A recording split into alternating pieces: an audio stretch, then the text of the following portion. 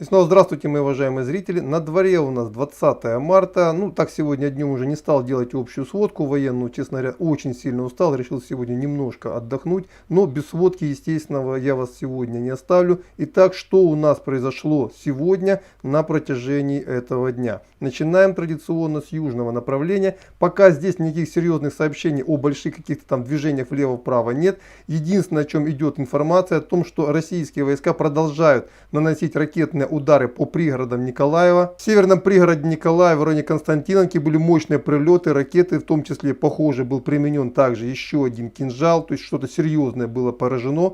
То есть российские войска Николаевский гарнизон в покое не оставляют. Также местные жители сообщают о том, что казармы 79-й бригады до сих пор разбирают завалы, до сих пор извлекают тела. Никто не знает, сколько там человек погибло. И на самом деле данных никаких нет. Предполагают, что чуть ли не 200 человек. То есть, я так понимаю, никто не знает никакой цифры, ходят разные слухи. Пока, подчеркиваю, завалы не разобраны. Буквально казарма сложилась, и из-под нее выгребают камни, тела и даже части тел. То есть потери ВСУ при этом ударе были очень и очень сильными. И очень похоже, что в связи с вот этими потерями в Николаеве была издана новая инструкция, чтобы больше не показывать подобные удары. Чтобы не расстраивать население, чтобы не вводить в панику территориальную оборону и не понижать боеспособность ВСУ. И вот, например, сегодняшний удар уже в районе Овруча, куда тоже был нанесен довольно серьезный удар, и по данным Министерства обороны Российской Федерации, потери ВСУ составили до 100 человек убитыми, вот он никак не отобразился в украинских СМИ. То есть вроде бы его нет.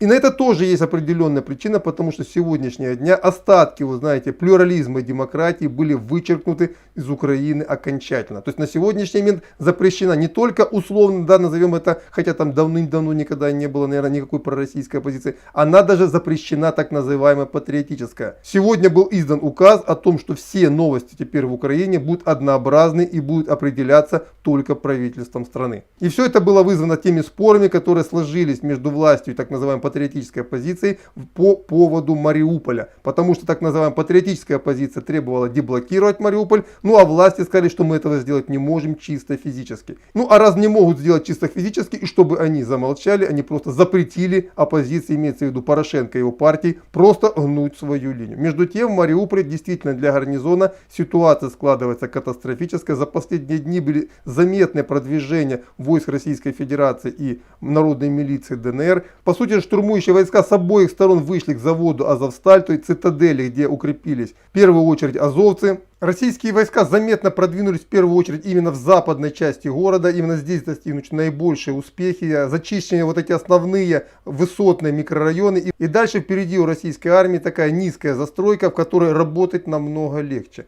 А отсюда и движение дальше должно быть быстрее. К тому же и силы гарнизона заметно упали, уже у них нет почти никаких тяжелых вооружений. Редко-редко не огрызаются артиллерийскими выстрелами, там несколькими ракетами града. Но это уже принципиально не играет никакой роли. В основном российская артиллерия работает всеподавляющая, авиация работает всеподавляющая. Очень сильная обработка идет именно Азовстали. И дело идет к окончательному уничтожению гарнизона ВСУ в этом городе. Причем то, что Мариуполь обречен и через несколько дней будет полностью зачищен, говорят даже американская разведка. То есть по их данным Мариуполь может продержаться максимум несколько дней. И также, судя по сообщениям из администрации президента, которые проникают иногда все-таки в свободное пространство, американская разведка дала свой прогноз и по Донбассу. По мнению американцев, Донецкий фронт будет окружен в ближайшие 2 недели.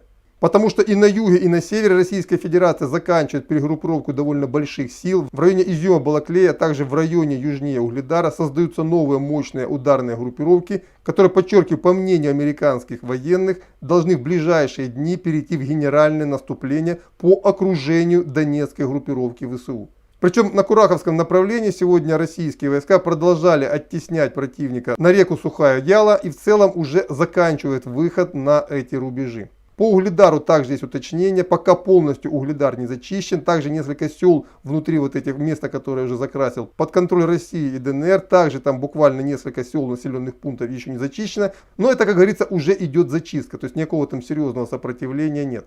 И фронт медленно, но уверенно приближается к Курахово. По поводу Марьинки идут ожесточеннейшие бои. Работает российская артиллерия, работает авиация. То же самое. Горловка, продвижение в небольшое, но тоже есть. По Северодонецку и Лисичанску пока никаких новых новостей нет. Ну, очень похоже, что народная милиция ЛНР после взятия в целом Рубежного перегруппировывает свои силы для атаки на Лисичанск. Потому что, вероятнее всего, в первую очередь атака должна произведена быть именно на Лисичанск. А потом уже Северодонецк достанется Луганской Народной Республике как трофей после взятия этого города.